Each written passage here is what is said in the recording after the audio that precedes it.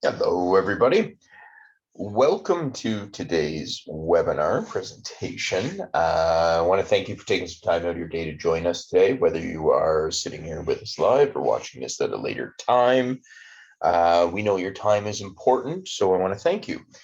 My name is Toby James. I am the owner of Cats Cove Communications, and today's webinar is on tools to help with digital marketing. We understand at Cats Cove Communications how overwhelming digital marketing can be, how it can feel like you're being buried under an avalanche of choices. How do you do it? What's the best way to do it? These are all things, of course, that you need to consider as business owners. And we're hoping that today's webinar can help you make sense of some of the tools and some of the places to get started. When we talk about being overwhelmed, we talk about facts like this: 347 billion emails. Organic reach has declined. We're talking about the idea that 64% of online shoppers say that video helped them make a decision in their purchasing. When we throw numbers at you like this, really what your takeaway tends to be is sometimes some of us are inspired, some of us are overwhelmed, some of us curl up in the fetal position and begin to sob gently. And I understand all of those reactions. What I want you to take away from it is the idea that it's time to start creating. It's time to start producing some content. You'll find lots of other webinars that we've done, lots of other presentations we've done on how to produce content, best strategies for producing content, and things like that. When we talk about all of these numbers and we talk about this overwhelm, we want you to take away the idea that it's time to start. And today's webinar is going to be about a handful of tools that we want you to start using in order to help you with your digital presence, not just content creation, but your digital presence in general. So we're gonna as we talk about content creation tools, so we're going to talk specifically about content creation tools. We're going to talk about graphic design and design creation tools as well. We're going to talk about the idea of video editing. We keep hearing these days that video is paramount and it's the most important thing that we can be doing. It's more important than good photos or good writing or anything that way. And I know that one of the things that I often hear from business owners is, okay, fine, if I muscle up and I do it, how do I get rid of all the little flaws and blemishes that exist within the video that I make? So we're going to talk about video editing. We're going to give you sources for stock photos. We understand that we're not all photographers. We understand that we don't always want to be photographers. So we're going to talk about some stock photo sites. We're going to talk about how to evaluate your website. Many of us have had somebody else build a website, and we aren't really sure, other than what it looks like, whether or not it's functioning the way that it should. Oftentimes, what ends up happening is we pay our money, we get something that's beautiful, and we have no idea what's actually happening under the proverbial hood. So we're going to talk about a free tool today that's going to help you determine whether or not it's working under the hood. And then finally, let's assume that everything's working well that way. We're going to talk about tools to use for search engine optimization and ways to loop it all back together, give you more ideas to create content and ways to drive more traffic to your website. And the beauty of this is we're talking about free tools all the way through. So let's get started right away with the idea of content creation. So we're making an assumption here that you know that you need to be making more content. We're not going to put a number on it. People often say to me, how many posts should I be putting out? My answer always is as many as you're comfortable doing. I would love to see you put out 3 posts a day, for example, but you run a business and 3 posts a day is far too many for you to run that business and put out those 3 posts, let alone put them out across Facebook, Instagram, Twitter, TikTok, Snapchat, LinkedIn, so on and so forth, right? So we're going to talk about where we can get some ideas for content creation, because as much as you might be an expert in your field, I know that we struggle with content creation as a business community, as a small business community. We struggle with what should I post? We struggle with that as well at Catscope Communications. And we are digital marketers and we spend all of our time creating content. So a couple of stats here. There's 3.5 billion Google searches every day. 20% of these have never been seen before. And Google searches are the most important data set ever collected on the human psyche. When you think of it that way, let's think about what a Google search actually is. Usually the way we're using Google is we're jumping in and we're asking questions. So when we're asking questions, we're telling Google obviously what we want to know, but we're also telling marketers. And by marketers, I mean all of us, because that's really what we're talking about here. Whether you're a restaurant owner, a florist, a retail shop, whatever it is, you're here because you want to become a better marketer in this moment. So the history of the Google searches is a data set that we can mine. So where do we start? We start with a site, at least this is what I recommend starting with, a site called Answer the Public. So you can go to Google, you can simply type in Answer the Public, and this is a search listening tool, and it's built specifically for content marketing. It collates, tracks, and alerts you to all of the important questions being asked on Google, and not just your Google trends for the day. We're talking around specific topics. So if you're stuck and you're not sure what to create, we recommend you go to Answer the Public. There are lots of sites like Answer the Public out there. This is not a paid thing, obviously. I mean, but this is what we like to use. So when we went to Answer the Public and we put the word flowers into the tool. So you get three searches a day in the free version. If you really are creating a lot of content, obviously you need to do more than 3 searches, then you can pay for Answer the Public. But I'm just going to show you here, when we put the word flowers into the tool, into their search bar, it provided over 80 questions and 300 other search terms that have been used recently on Google with regards to the term flowers. So what does that mean? Well, it means that some of the most popular ones, so they break them down again in questions. 80 questions have been asked. Well, of course, we know that there's what, where, why, how, which.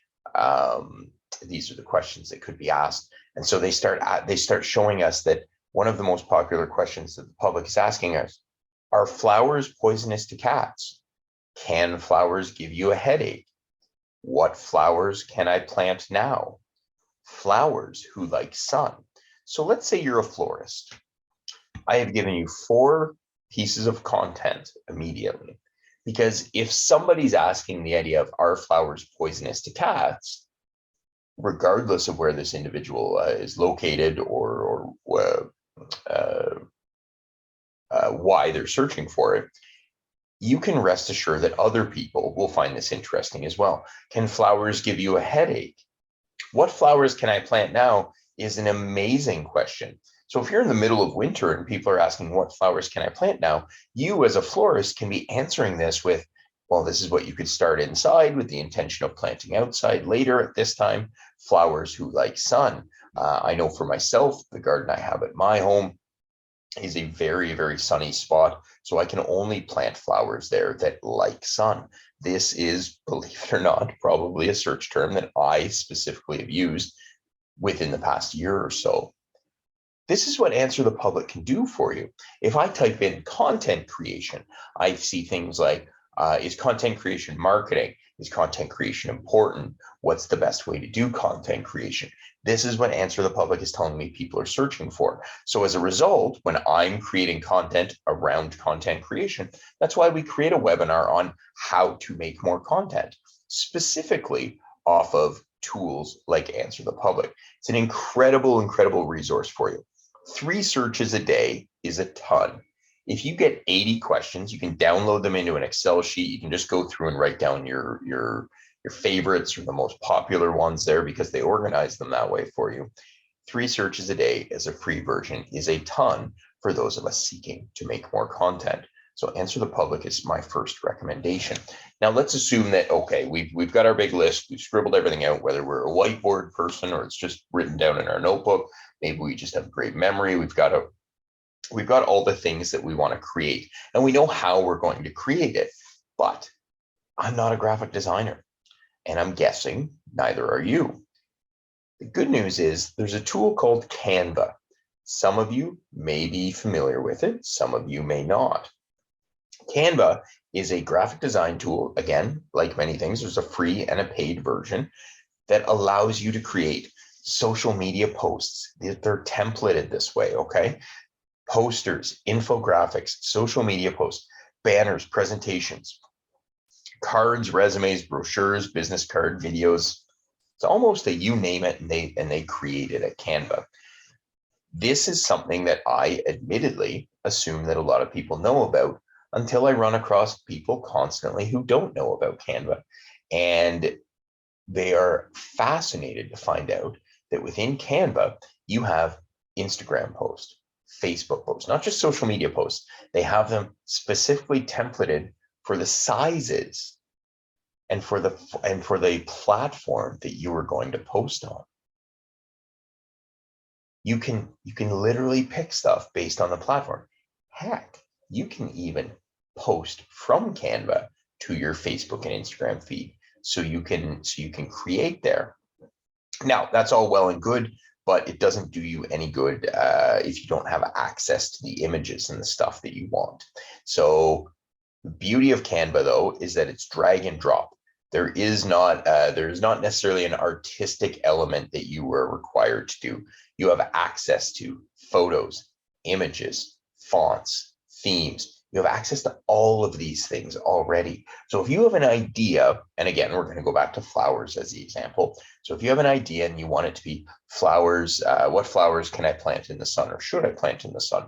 You can go to Canva. You can go through their stock photos. You can find a photo of flowers in the sun. You can find a font that suits it. You can create it for a Facebook post and an Instagram post. You can flip them very easily back and forth. You can do all of this. Canva is wonderful that way. Canva has a bunch of templates, right? They have drag and drop. The designs are downloadable.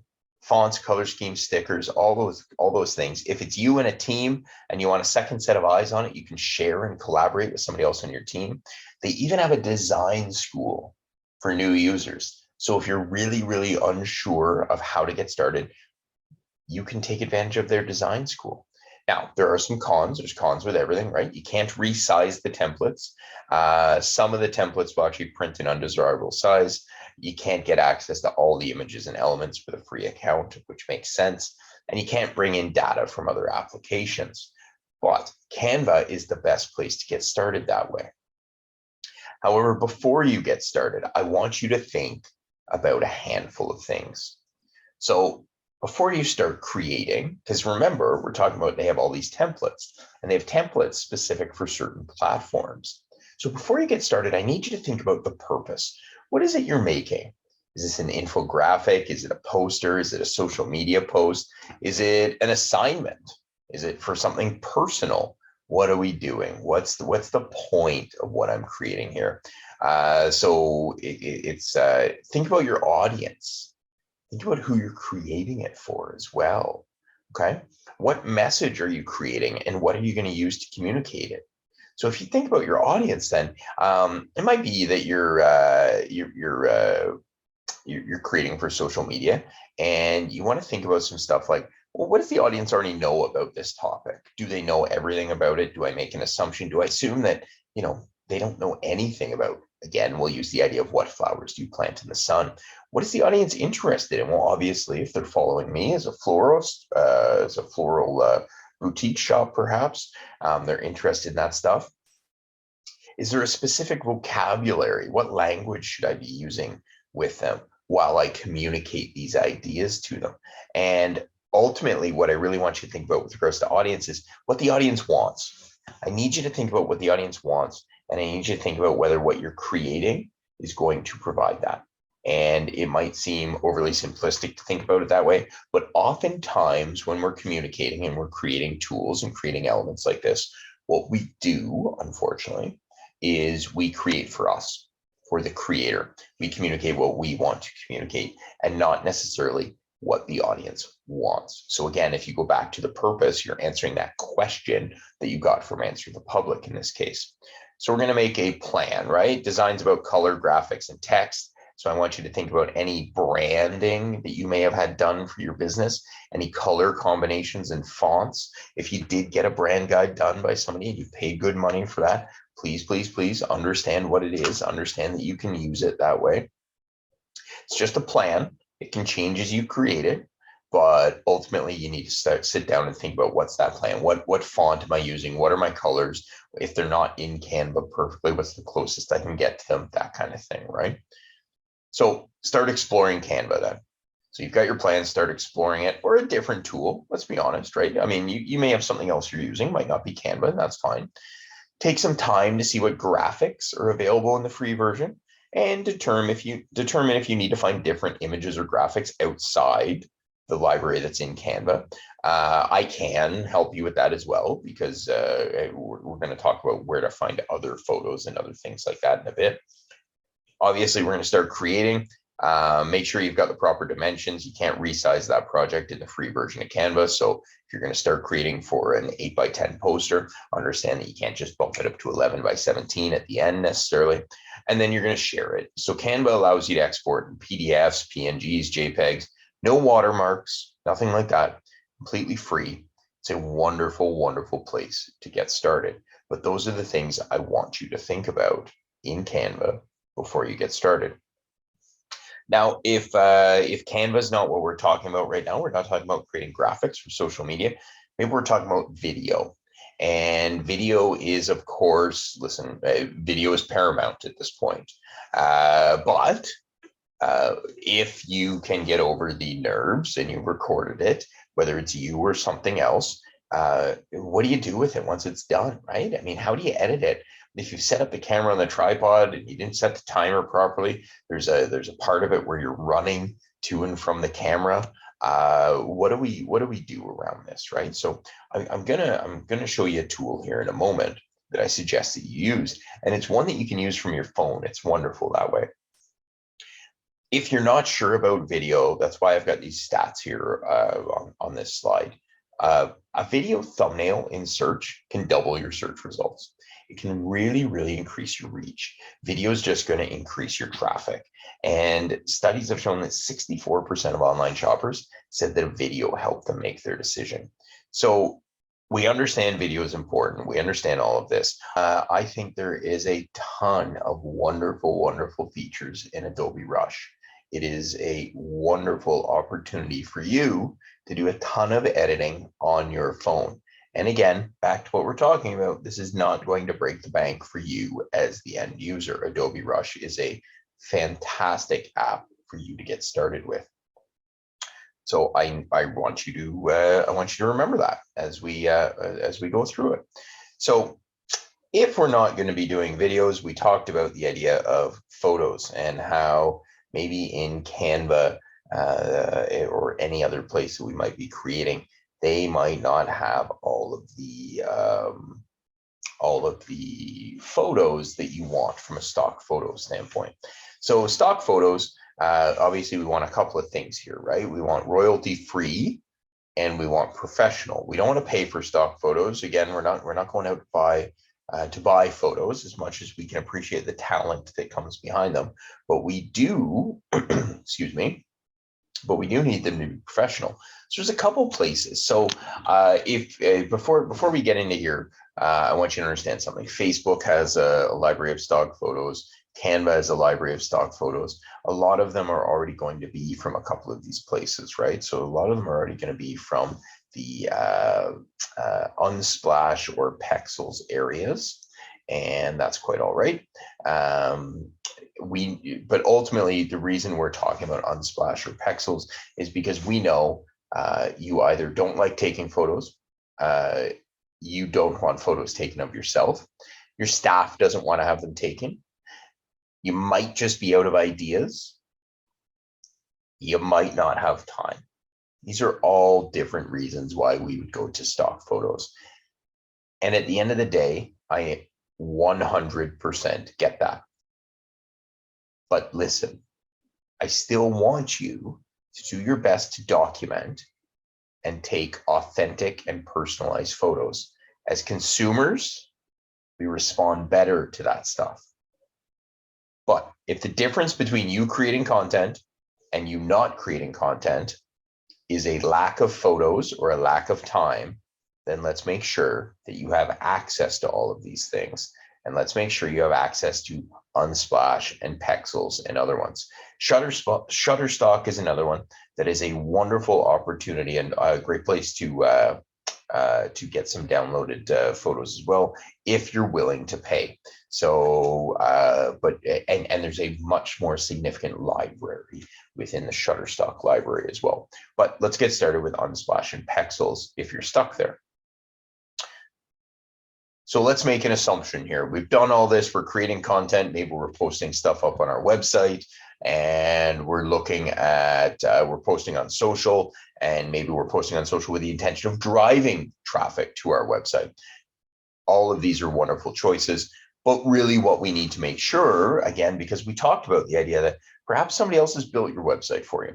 Maybe you built it a long time ago. I saw a stat the other day that said, well, that only 40% of WordPress sites, at 30% of all websites on the internet are built on WordPress, but only 40% of those WordPress sites are actually up to date, where all the plugins and everything's up to date. So if you're built on WordPress, this is a great tool for you. It's just website.grader.com. You go, you punch in your domain address, and they give you a free and very quick website evaluation. Full disclosure, it is built by HubSpot, and HubSpot builds websites. So just full disclosure that way.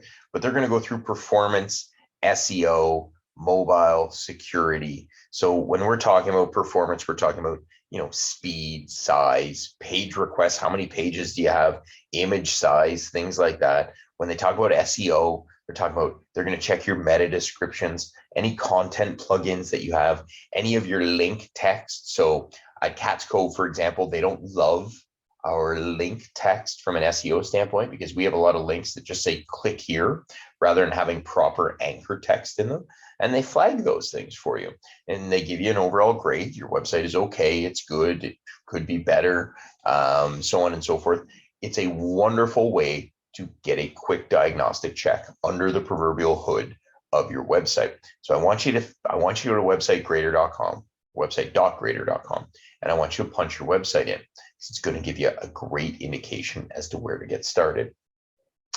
Now, if everything's running well there and your website's performing well and the speed's good and everything that way, well, then we need to talk about traffic. So now that we know the website is up and running properly, we need to talk about the idea of website traffic. So we're going to talk about Google tools here and free Google tools as well that are concerned with this stuff. So Google Search Console, you'll see it's very similar slide that way, but really what it's primarily concerned with is how your website performs in those search engines. So it's going to give you data. Yes, it's going to help you with performance, mobile, security, SEO, obviously SEO, but it's going to give you data like impressions, click-through rates, crawling errors. You can submit your sitemap there. You can identify search queries that your site is currently ranking for. You learn how visitors are accessing your site, which devices they're using, things like that. If you want to learn more about Google Search Console in a shameless plug category, I definitely suggest you head to our website. You check out the video I did on Google Search Console and on Google Analytics. And the reason I did it on Google Search Console and Google Analytics is because this is a little more in depth with these two tools. Again, both completely free tools that you can use to get the wealth of information regarding how people are finding your site, and then really what they're doing and who it is that's finding your site. So Google Analytics gives you everything from geographic location, believe it or not, age, gender, behavior. Google has a pretty good idea as to who we are based on what we're searching for and things like that. But it's primarily concerned with how users are interacting with your website, where they arrive at your site, or what they call acquisition, which pages they're visiting, and how they move throughout your site. So if you think of yourself, let's presume we have a retail store. You would be very interested to know how I navigated your store. I come in through the door. Do I go to the left? Do I go to the right? Grocery stores, for example. Grocery stores are all laid out in a very intentional way. If you think about it, most of us, when we walk into a grocery store, the fruits and vegetables are not only right there, they're there on our right. They're laid out in a very intentional way as you move through based on what the highest margin items are, things like that. So we want to know how people move through our websites as well, how long they spend on our site. Are they bouncing without visiting a second page, or are they checking out more things? And again, like I said, it also provides all of this wonderful demographic information. All of these things give us a much better chance at understanding who's visiting a site and whether they find the content that's on there valuable. It can also integrate with other tools like Google AdWords and things like that in case you're doing that and you need to evaluate your campaign performance. Finally, at least with website traffic and search engine optimization, I want to talk to you about a tool that we use a lot at Cats Cove Communications, something called Ubersuggest. Now, Ubersuggest gives you a different approach. It is a search engine optimization tool. So if you've done Google Analytics and you've done Google Search Console and you're looking to increase traffic and get the right kind of visitors there, Ubersuggest, you punch in your website and it will do keyword research for you based on what's on your site. It will help you analyze your competition for ideas. So you've got a competing restaurant down the street that you feel like is taking all your business. You can check out their website and they'll say, well, if you want to get the business that they're getting, this is what I would do. It helps you find these really profitable SEO keywords that are easy to win. That's the other thing. They're not going to tell you you're going to win for the word restaurant. They might tell you you're going to win for a very specific term, what they call a long tail keyword around the term restaurant. It's going to help you find the number of buyers, the amount of traffic for people that are searching these keywords. It's going to help you figure out the trends that exist that way, how search volume is changing over time. Are more or fewer people searching for these? And it helps you with the difficulty. It helps you find the easy to rank keywords. So it steers you away from chasing the words that the big guys are already winning in. It keeps you out of the fight that they're worried that you'll never win. It's going to, again, analyze your competition. It's going to help you find that exact content, the content that's going to attract the traffic. It's going to give you a list of topic ideas that attract SEO and social traffic as well. It gives you content suggestions. It mines your competitors' links, like we said, and you get this overall overview of your SEO health. You can go to the Ubersuggest platform, and again, if we go back to the word flowers, and it will do a very similar thing to what Answer the Public does. However, one of the things that Ubersuggest will do for you is they have a tab called Content Ideas. So we're going to type in flowers or long tail flowers, what flowers grow in the sun. And as a result of that, what we're actually going to find is a list of blogs and a list of websites that rank highest for that phrase. And not only are we going to find the list, we're going to get the link so we can go check out and see why they rank highest. And then if you're up to it, you get to take a look and you get to spend some time perhaps copying that link, perhaps spending some time working with your web developer or creating the content yourself to redo your site that way. So Ubersuggest is pretty remarkable that way.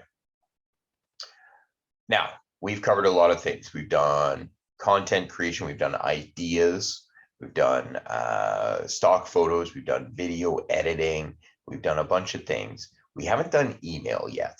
Now, email has a bunch of platforms that are out there. And the one we use at Cats Cove is a free one, MailChimp. like all free platforms, it's free up until a point, and it comes with a bunch of limitations that you can knock down those proverbial walls when you get into the paid version. I want to be clear on that. But I want you to think about some things, and this is from our email marketing webinar and presentation. Again, shameless plug, where we talk about all of the things you need to consider when you are going through an email strategy, when you're setting up email campaigns and trying to take on email marketing. But when you're thinking about platforms themselves, here are some things that I want you to think about when you're comparing the MailChimps, the free ones, to different ones that you might be paying for. I want you to think about the idea of automation, deliverability, how their registration forms work, the idea of A/B testing, and the idea of design. So automation is very simple, right? You ever sign up for something and you immediately get an email? That's an automated email. There's nobody sitting there, obviously, sending that out. That's an automated email, right? Same as when they say, we've received your order, we're packing and shipping, and we'll update you on its status as soon as we can. Things like that. That's automated emails, right? They go out to people who meet the criteria you define. Pretty simple.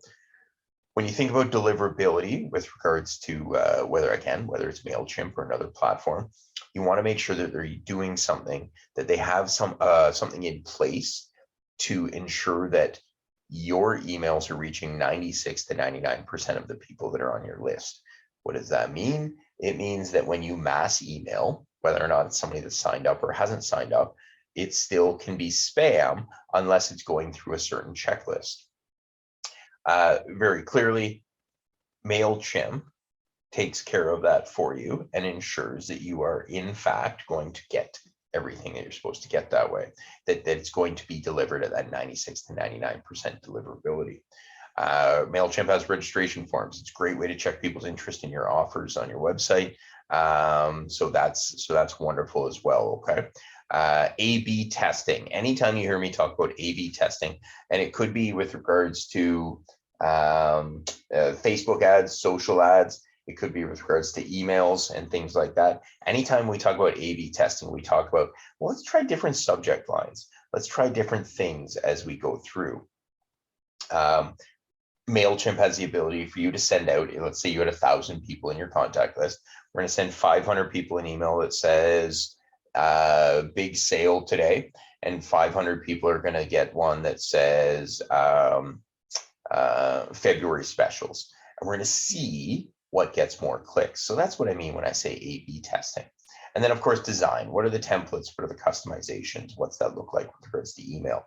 Again, these are just things that I want you to think about. I think MailChimp is a wonderful, wonderful platform for all of these things.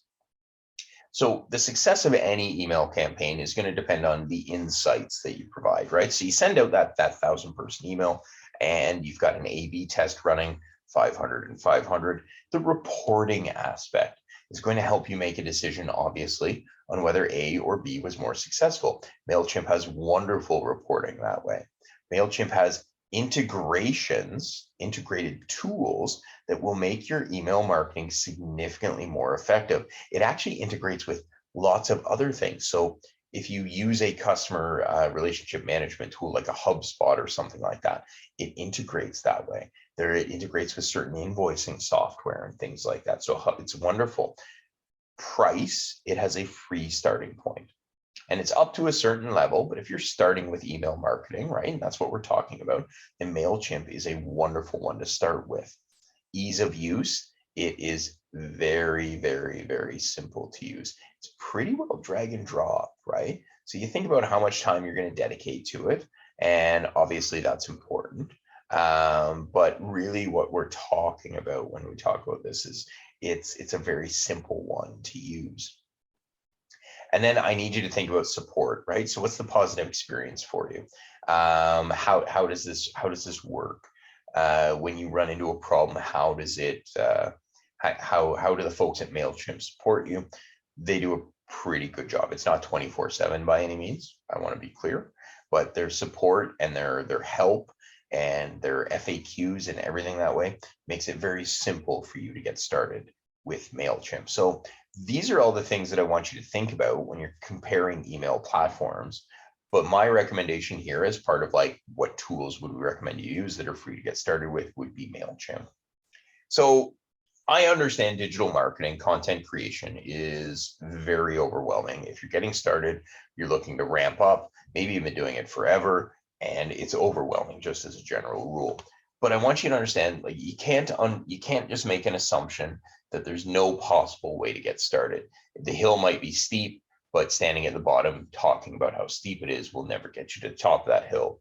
So the point of today's webinar, the point of today's presentation is to provide you with a list of tools, and I hope you wrote them down. If not, you can always watch this again, of course, but a list of tools that are available for you to get started with no cost or very little cost, even if you begin to integrate.